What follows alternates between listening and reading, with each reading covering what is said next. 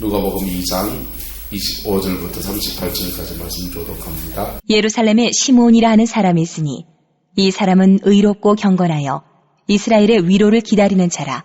성령이 그 위에 계시더라. 그가 주의 그리스도를 보기 전에는 죽지 아니하리라는 성령의 지시를 받았더니 성령의 감동으로 성전에 들어가매 마침 부모가 율법의 관례대로 행하고자 하여 그 아기 예수를 데리고 오는지라. 시므온이 아기를 안고 하나님을 찬송하여 이르되 주제여, 이제는 말씀하신 대로 종을 평안히 놓아주시는도다. 내 눈이 주의 구원을 보았사오니 이는 만민 앞에 예비하신 것이요 이방을 비추는 빛이요 주의 백성 이스라엘의 영광이니이다. 하니 그의 부모가 그에 대한 말들을 놀랍게 여기더라. 시므온이 그들에게 축복하고 그의 어머니 마리아에게 말하여 이르되 보라, 이는 이스라엘 중 많은 사람을 패하거나 흥하게 하며 비방을 받는 표적이 되기 위하여 세움을 받았고 또 칼이 내 마음을 찌르듯 하리니 이는 여러 사람의 마음의 생각을 드러내려 함이니라 하더라. 또 아셀 지파 바누엘의 딸 안나라 하는 선지자가 있어 나이가 매우 많았더라. 그가 결혼한 후 7해 동안 남편과 함께 살다가 과부가 되고 84세가 되었더라. 이 사람이 성전을 떠나지 아니하고 주야로 금식하며 기도함으로 섬기더니 마침 이때에 나와서 하나님께 감사하고 예루살렘의 속량을 바라는 모든 사람에게 그에 대하여 말하니라. 아멘. 어떤 지혜자가 거리를 가다가 보니까 도로 한복판에 우리 차도로 말하는 노란 선이 있는데 그 한복판에 조골짜기 똥 누는 사람을 발견했습니다. 지혜자가 아이고 저런 놈이 있나 개를 차시는 거예요. 그냥 지나갑니다. 지혜자가 지나가니까 제자들도 그냥 같이 지나갔습니다. 그런데 조금 가다가 보니까 길 한켠에 노상방뇨하는 사람을 또 만난 겁니다. 한켠에 서서 남자들 다리 이래 벌려가지고 오줌 누고 있는 것이요. 그거 보더니 지혜자가 막 그놈이 아니고 그 사람을 막 나무라는 거예요. 이런 사람아 사람이 어째 길바닥에서 그러냐면서 막 야단칩니다. 제자들이 스승님께 묻습니다. 스승님, 아까 그 사람이 가운데 똥 누는 애가 더 심한데 걔는 안 나무래고 왜 얘는 나무래입니까? 그러니까 스승이 말하기를 아까 그 놈은 나무래 봐야 아무 소용이 없고 지금 얘는 나무래면 고쳐질 애다. 그래 말했다는 거예요. 네. 이스라엘 백성들에게 말라기서 이후로 선지자가 나타나지 않은 지가 400년입니다.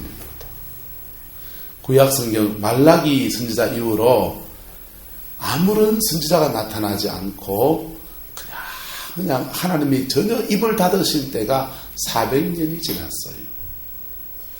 400년 동안 주님의 선지자는 하나님의 음성은 어디서 듣느냐? 없어져 버렸고 안 들리니까 어떻게 합니까? 말씀이 없으니까 선지자가 사라져 버리니까 그때부터는 이 성경을 구약의 말씀을 연구하면서 말씀을 적용하는 것으로 서기관들이 등장해서 신앙생활을 해오던 때입니다. 그런데 이 암흑기, 말씀이 전혀 들리지 않는 레마의 음성이 들리지 않는 이 암흑기 때에 하나님의 음성을 받는 사람이 오늘 두 사람 나옵니다. 누굽니까? 시므온과 안나. 할렐루야. 네, 그런 사람 저와 여러분 되시기를 축복합니다. 왜 하나님이 입을 닫아버릴까요? 말해도 소용없을 때 주님이 입을 닫아버리는 거예요. 400년 동안 말씀하지 않다가 400년 동안 말씀하지 않다가 예수님이 태어날 그때에 이 시므온과 안나 두 사람에게 길을 열어서 네가 나의 메시아를 만나기 전까지는 죽지 아니하리라 라는 계시의 말씀을 준 겁니다. 할렐루야. 그리고 예수님이 이 땅 가운데 사역하기 전에 이제 본격적인 선지자가 한 명 나타납니다. 누구 나타납니까? 세례 요한이에요. 그 사람이 구약을 대표하는 마지막 선지자 세례 요한이 나타나서 예수님의 오실 길을 전파하는 것입니다. 여러분, 하나님이 자기 백성을 마치 도로 위에 똥 누는 사람처럼 취급하고서 입을 닫아버려요. 여러분, 그런 암흑의 때 이스라엘 역사는 희망인 줄 압니까? 이스라엘 역사는요, 로마에 넘어갔다가 헬라에 넘어갔다가 나라가 이리 뺏겼다가 저리 뺏겼다가 그 온갖 고난의 시간들을 보낸 겁니다. 여러분, 주님의 음성을 들을 수 있을 때가 축복인 줄로 믿습니다. 주님의 음성은 천막이라도 주님의 음성을 들을 수 있는 때가 축복이에요. 그 음성이 들리지 않는 때는 주님이 다른 방법으로 말씀하십니다. 그 다른 방법이 뭐예요? 고난이에요. 이스라엘 백성 역사는 고난의 때에 주님이 아무 말씀하지 않는데 그 말씀을 하지 않는 것이 그 말씀이에요. 뭔 말씀이냐? C.S. 루이스는 그래서 말하기를 고난은 하나님이 말씀하시는 확성기다. 귀로 말하지 않고 몸으로 겪게 하는 확성기와 같다는 것입니다. 그때라도 돌이켜서 주님 앞에 순종하면 어떤 사람이 됩니까? 시므온과 안나와 같이 그를 이끌어 주시는 주의 음성을 듣고 따라가는 그 은혜가 있게 되는 것입니다. 여러분, 그러면 들린다고 다 주의 음성입니까? 그건 아니잖아요. 이 시므온과 안나는요, 먼저 로고스의 말씀을 받았어요. 뭡니까? 이스라엘의 위로라고 하는 예수님이 오신다라고 구약의 선지자들이 말하는 로고스의 말씀, 성경에 기록된 말씀을 가지고 있습니다. 그리고 이 말씀을 붙들고 기도하다가 레마의 음성을 들은 것입니다. 그에게 주시는 말씀. 할렐루야. 이 두 가지가 저와 여러분들 속에 다 이루어지기를 축복합니다. 로고스의 말씀과 레마의 말씀이 그의 안에 머물러 있는 것이지요. 그리고 막연하게 주를 기다리는 것이 아니라 그는 예수님이 오면 좋겠다, 오면 메시아가 오면 눈먼 자가 눈 뜬다며, 귀먼 자가 귀가 열린다며, 안전뱅이가 일어난다며, 그날에 저는 자는 뛰게 될 것이고 사자들이 어린 양 굴에 손 넣고서 그냥 장난쳐도 물지도 않는다며, 그런 얘기가 막연하게 기다리는 것이 아니라 그 이스라엘의 위로를 기다리면서 그는 무슨 사람이 됩니까? 그는 의롭고 경건하여, 할렐루야, 의롭고 경건하여. 여러분, 메시아를 기다리는 것은 다른 데 있지 않습니다. 재림의 예수를 기다리는 것도 흰옷 입고 산 위에 올라가 설쳐봐야 아무 소용이 없습니다. 할렐루야. 그것도 역시 오늘 내게 주어진 삶 속에서 의롭고 경건하고, 할렐루야, 성령과 함께 사는 삶이 바로 주를 기다리는 삶인 것입니다. 올해 9월 달에 전 세계적으로 무슨 일이 있었냐면, 이스라엘에는 봄절기와 가을절기가 이렇게 있거든요. 봄절기 세 가지는 예수님의 초임을 말해요. 6월절, 초실절, 오순절, 이렇게 봄절기입니다. 6월절은요, 예수님 십자가 죽으심으로 완성이 됐어요. 초실절은요, 첫 열매를 드리는 때인데, 이때는 예수님이 부활하심으로 완성이 됐습니다. 그 다음에 오순절은요, 모든 추수, 봄 추수를 다 끝내고 그 감사로 올리는 때예요. 이게 본격적인 추수의 영광을 경험하는 때인데, 요건 오순절로 완성이 됐습니다. 봄절기는 이렇게 완성이 됐어요. 근데 가을절기는 나팔절로 시작합니다. 우리가 찬송하잖아요. 나팔 불 때 나의 이름 하잖아요. 여기 나팔절이에요. 예수님이 오신다 하는 나팔이 불려집니다.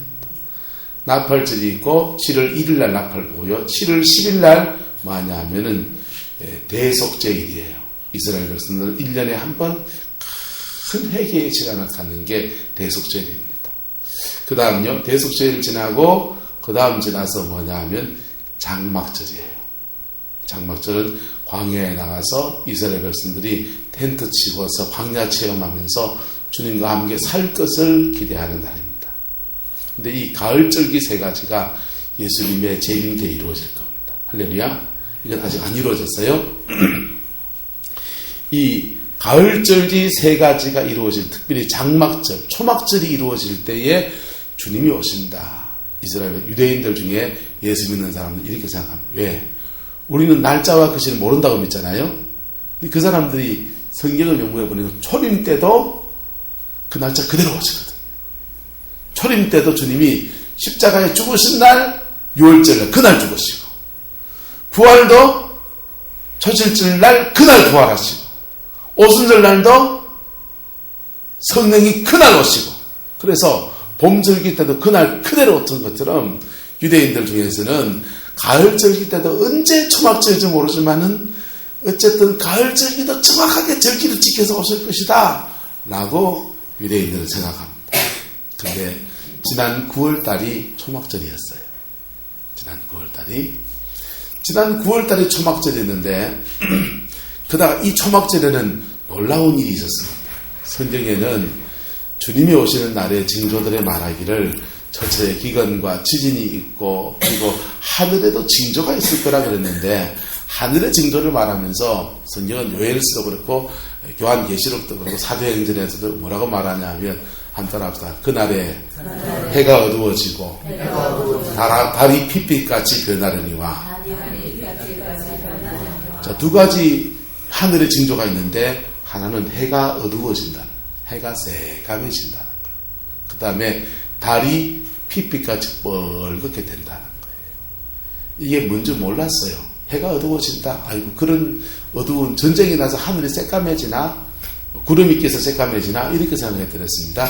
그런데 우주를 연구하는 천문학자들 연구하는 연구 자료를 보다가 한 사람이 깨달았어요. 아, 이거 계기일식이다 된 거예요.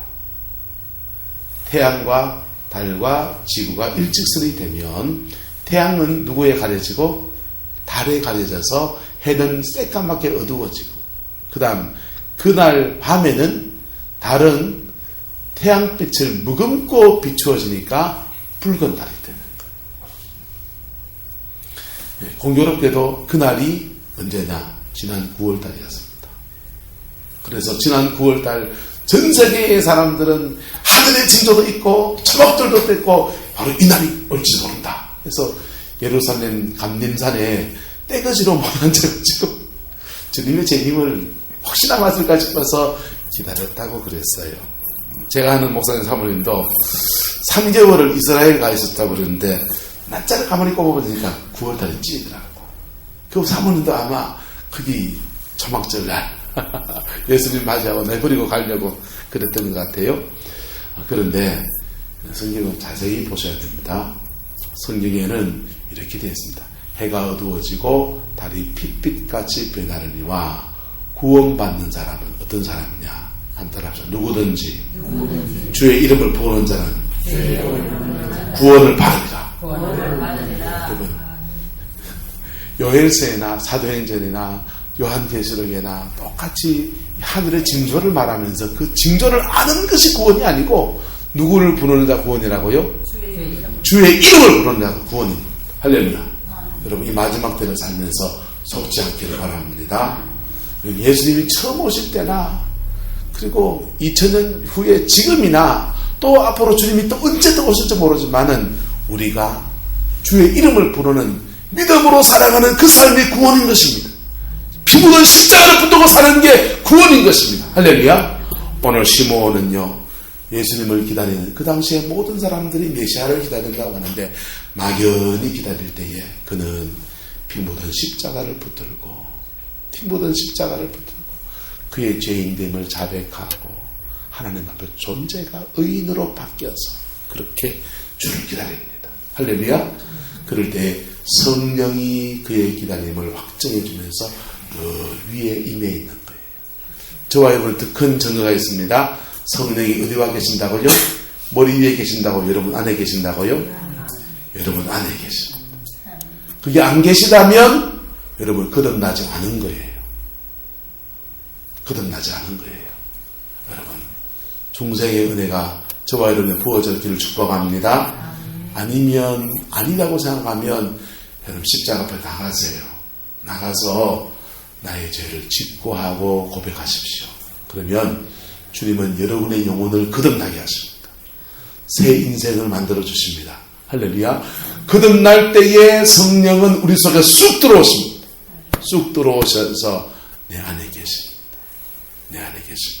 그리고 성령은 우리 안에 계셔서 우리 속에서 감동도 하시고 감화도 하시면서 성령으로 우리를 지시하시기도 합니다. 이게 바로 시므온처럼 주님께 인도함을 받는 삶이에요. 여러분, 이런 사람 되기를 축복합니다. 이런 사람이 마지막 때에 주께 신부로 들림받는 것입니다. 예루살렘 가 있다고 구원받는 것도 아니고 말봉제 꼭대기에 올라가서 흰옷 입고 계신다고 구원받는 것도 아니에요. 오늘 주님 안에서 이 믿음의 삶을 살아가는 사람, 그 사람에게 하늘의 은혜가 함께하고요. 이런 사람이 살아가면서 자기 삶에 닥치는 문제들을 믿음으로 뚫고 나가면서 승리하는 그리스도인의 삶을 살아가는 것입니다. 그 축복이 저와 여러분들에게 있기를 예수님의 이름으로 축복합니다. 지금 시대가 혼탁합니다. 영적 분별력이 정말로 많이 필요한 때입니다. 들었다 봤다 다 믿을 것도 아닌 시대입니다. 하지만 우리 안에 계신 이 말씀 속에 말씀하시는 그분과의 관계가 돈독해지고 세워진 사람, 그 사람이 주님께 들림받는 사람이고 구원받은 사람이에요. 그런 사람들은요, 세상을 살면서 빛이 될 수밖에 없어요. 그런 사람은 세상을 살면서 소금이 될 수밖에 없어요. 왜요? 그분이 나를 거듭나게 하신 그 은혜를 유지해 나가려고 하면 빛이 될 수밖에 없다니까요. 예. 저와 여러분 그런 사람 되기를 주님의 이름으로 축복합니다. 기도하겠습니다. 사랑과 은혜가 많으신 아버지 하나님, 주를 사랑합니다. 주를 의지합니다.